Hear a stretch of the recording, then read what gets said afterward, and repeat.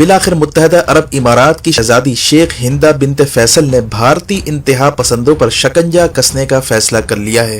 You اے ای کی شہزادی نے اعلان کیا ہے کہ جو بھی بھارتی انتہا پسند مسلمانوں کے خلاف اور اسلام کے خلاف بات کرتا نظر آئے تو فوراً ہمیں رپورٹ کرے، ہم اس کے خلاف یو اے ای میں فوراً کارروائی کریں گے، جس کے نتیجے میں ملک سے بے دخلی، ویزا کینسلیشن اور دبئی میں داخلے پر پابندی بھی لگائی جا سکتی ہے۔ یو اے ای کی شہزادی کے اس اعلان کے ساتھ ہی ہندو انتہا پسندوں میں کھلبلی مچ گئی ہے اور متعدد شکایتوں کے بعد دبئی کی پولیس نے بھارتی انتہا پسندوں کے خلاف کارروائی کا آغاز کر دیا ہے۔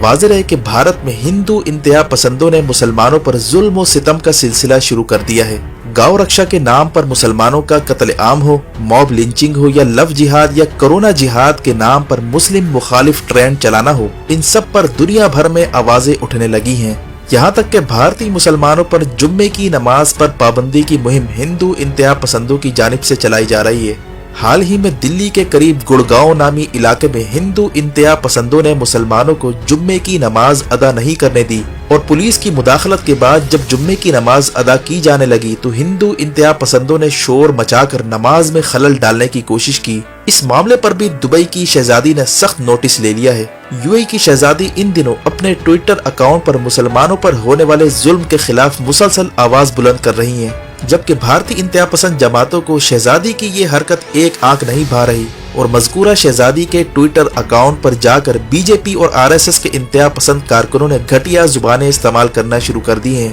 لیکن یو اے ای کی شہزادی بھارتی انتہا پسندوں کے آگے ڈٹ چکی ہیں۔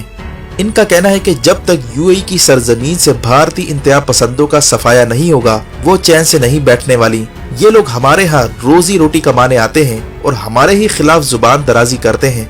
حال ہی میں یو اے ای کی شہزادی نے مسلم مخالف بھارتی اینکر سدھیر چودھری کو یو اے ای میں انوائٹ کرنے پر سخت برہمی کا اظہار کیا تھا اور یہ مطالبہ کیا تھا کہ سدھیر چودھری جیسے مسلم مخالف بھارتی اینکروں کو یو اے ای میں نہ آنے دیا جائے۔ شہزادی نے مذکورہ بھارتی اینکر کو دہشت گرد بھی قرار دیا ہے۔ ان کا کہنا ہے کہ بھارتی اینکر سدھیر چودھری زی نیوز پر بیٹھ کر مسلمانوں کے خلاف نہ صرف زہر اگلتا رہا ہے بلکہ اس نے مسلمانوں پر نماز کی پابندی کی مہم بھی چلا رکھی تھی اور کرونا کا الزام مسلمانوں پر ڈال کر تبلیغی جماعت اور مسلمانوں کے مذہب کے خلاف زہریلا پروپیگنڈا کیا تھا اور اسی پروپیگنڈے کی وجہ سے آج بھارتی مسلمانوں پر حملے ہو رہے ہیں۔